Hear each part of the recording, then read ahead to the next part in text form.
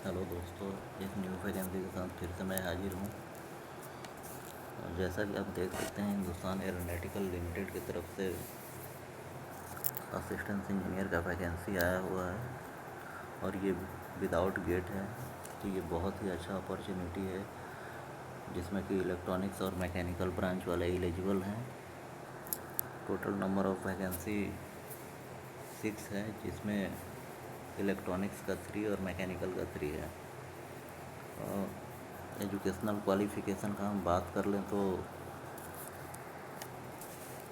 दोनों में degree engineer वाले अप्लाई कर सकते हैं। जैसा कि हम देख सकते हैं, इलेक्ट्रॉनिक्स ब्रांच में इलेक्ट्रॉनिक्स वाले अप्लाई कर सकते हैं। Electronics and communication, instrumentation and control, instrumentation and electronics, applied electronics instrumentation, electronics and instrumentation, electronics and telecommunication.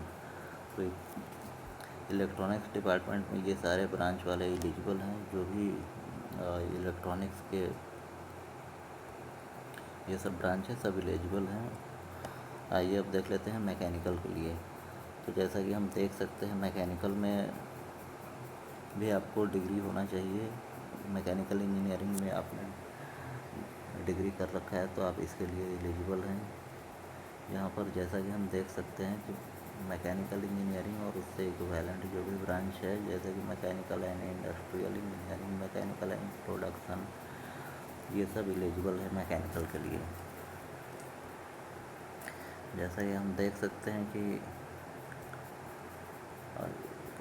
Age limit के बारे में हम बात कर रहे हैं, तो एज लिमिट आपको असिस्टेंट इंजीनियर के लिए एज लिमिट भी यहाँ पर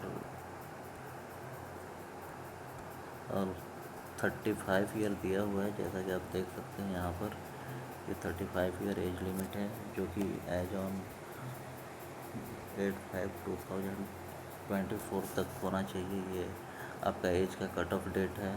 तो 35 ईयर से ज़्यादा नहीं होना चाहिए। अगर आप रिजर्व कैटेगरी से बिलोंग करते हैं, जैसे कि SC ST या फिर OBC, तो उसमें जो गवर्नमेंट का रूल होता है उस हिसाब से आपको रिलैक्सेशन मिल जाएगा।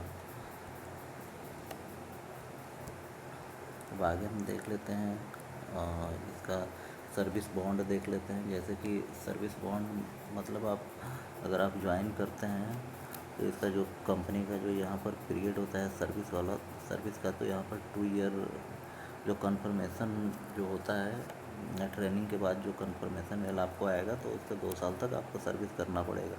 अगर आप उससे पहले जाते हैं तो आपको ये राशि पे करनी होगी, 2 लाख। तो ये आपका सर्विस बॉन्ड है। और सैलरी की बात कर ले तो जो इसका पे स्केल है ये बहुत ही अच्छा है।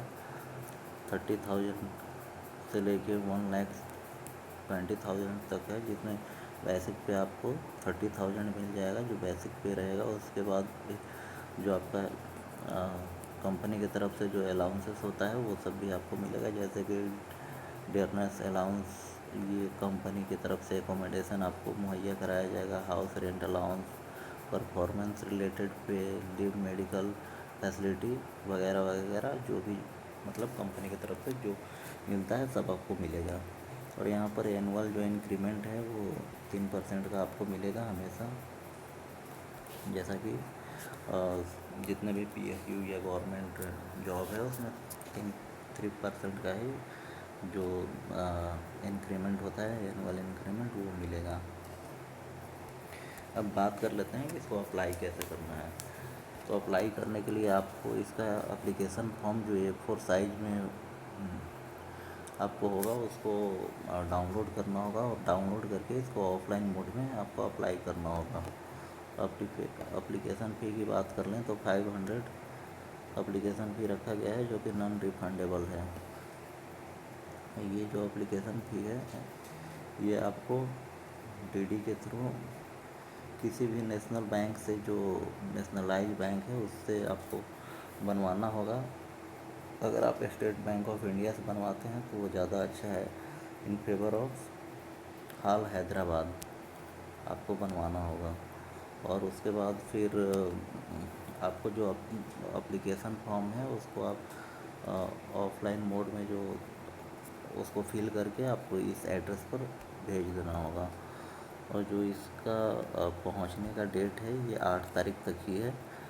तो आपको स्पीड पोस्ट वगैरह कर देने से पहुंच जाएगा। जैसा कि यहाँ पर लिखा हुआ भी है कि आप इसको सेंड कर सकते हैं through ordinary post, speed post, registered post, courier, ये सारे इससे ही आप इसको सेंड कर सकते हैं। अगर आप चाहेंगे कि मेल कर दें या फिर फैक्स कर दें तो ये आपको एक्सेप्टेबल नहीं होगा। तो इसलिए थ्रू पोस्ट ही आपको भेजना होगा। एप्लीकेशन फ़ी मैंने ऑलरेडी डिस्कस कर दिया है, जो ये 500 आपका एप्लीकेशन फ़ी है। तो अब सिलेक्शन प्रोसीजर के बारे में बात कर लेते हैं। तो सिलेक्शन प्रोसीजर में इसमें सिर्फ आपको रिटन एग्ज़ाम होगा, इसमें इंटरव्यू नहीं होगा। रिटन एग्ज़ाम के बाद डायरेक्ट आपको डीवी डॉक्यूमेंट वेरिफिकेशन के लिए आपको बुलाया जाएगा और फिर आपको ज्वाइन करा दिया जाएगा। तो ये बहुत ही अच्छी अपॉर्चुनिटी है। इसका हाल का जो जनरली वैकेंसी है वो थ्रू गेट ही आता है।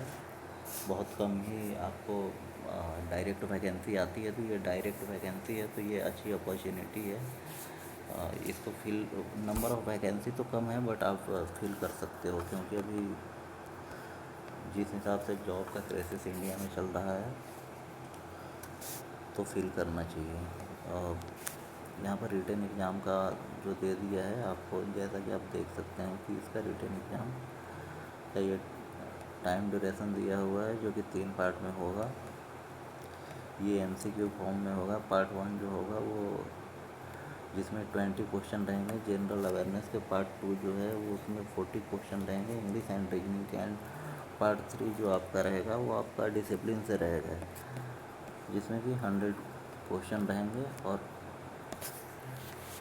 पर क्वेश्चन 1 मार्क का होगा, जिसमें नेगेटिव मार्किंग भी नहीं है। तो ये बहुत ही अच्छी बात है। नेगेटिव मार्किंग नहीं है तो इसको आपको फिल करना ही चाहिए, क्योंकि ये बहुत अच्छी अपॉर्चुनिटी है। क्या पता इसमें आपका हो जाए। तो मैं आपको दिखा दे रहा हूँ सैंपल, जो फॉर्म का सैंपल है आपको कैसा रहेगा। ऐसा ही आपको फॉर्म डाउनलोड करना है और इसको फिल करके जो मैंने एड्रेस बताया हुआ था उस एड्रेस पर आपको सेंड कर देना है बाय पोस्ट। और ये आपका 8 तारीख से पहले या 8 तारीख तक पहुंच जाना चाहिए, अदरवाइज इसको एक्सेप्ट नहीं किया जाएगा। आप इसको नोट कर सकते हैं, जो यहाँ पर ये जो एड्रेस है आप इसको नोट कर लीजिए या स्क्रीनशॉट ले सकते हैं। बाकी वीडियो कैसा लगा आप मुझे कमेंट बॉक्स में बताएं, या कोई भी क्वेरी हो तो आप कमेंट में मेरे से बात कर सकते हैं, पूछ सकते हैं। और वीडियो को यहीं पे ख़त्म करते हैं। जय हिंद, जय बिहार।